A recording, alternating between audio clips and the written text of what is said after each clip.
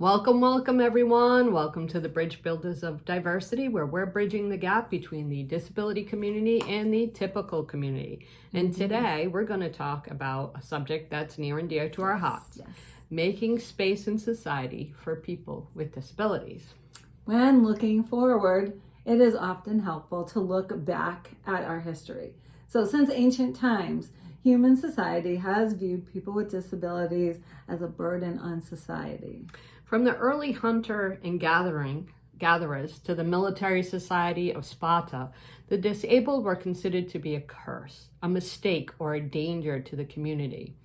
As late as the 20th century America, parents of disabled children were counseled to send their children to special schools, institutions designed to hide the disabled from what was considered polite society. Many cities had ugly laws, and I'm going to put that in air quotes even though I hate them. Ugly laws, making it was a law against allowing a family member with disabilities to be viewed in public. Now hang on to your hats. As late as 1974, that's within my lifetime because I'm old, Chicago was the last American city to repeal their ugly laws. Wow, that's shaking my head. Isn't it 1975 when No Child Left Behind, or the disability law? IDEA was 1974, yeah. Okay. So they had to repeal the ugly laws in order to comply with IDEA. Go figure. Yeah.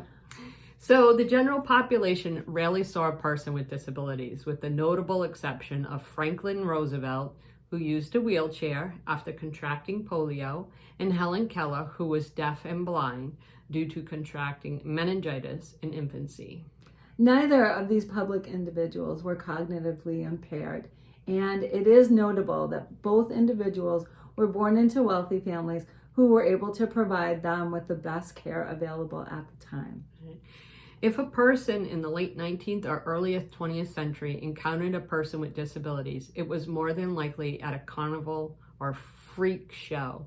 Yeah. This lack of positive representation did nothing to diminish stereotypes of people with disabilities. Just as a reminder, I'm Sherry. I'm a mother of a child with Down syndrome, and this is Roberta. She's a special educator. Hi there.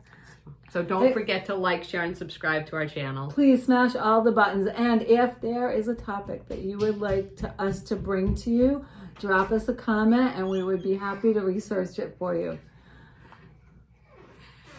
In the 1970s, legislation such as the Rehabilitation Act made it illegal to refuse to hire a qualified individual based on their disabilities.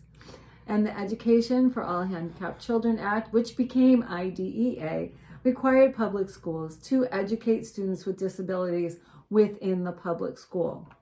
These laws increased opportunity for people with disabilities to find a place in our society.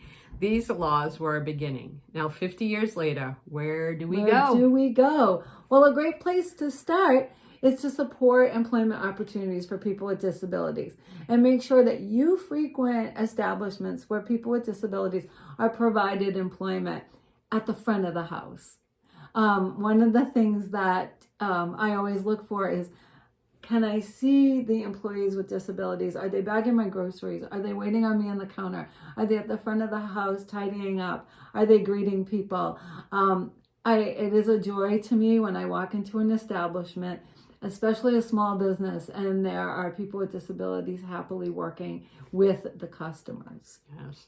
When choosing companies to support, check out Diversability Magazine's The Best of lists, which showcases companies that are dedicated to providing employment opportunities for people with disabilities. That's right. Personally, as an individual, you can volunteer for organizations like Special Olympics, the Buddy Program, or you can find ways to support local agencies that support the disability community, either through volunteer work or by making a charitable donation if you're able. Yes. When we make the world a better place for people with disabilities, we all benefit. Because after all, this is the one minority that any of us can join at any time. Absolutely. Don't forget to like, share, and subscribe to our channel. Smash all those buttons, and we appreciate you.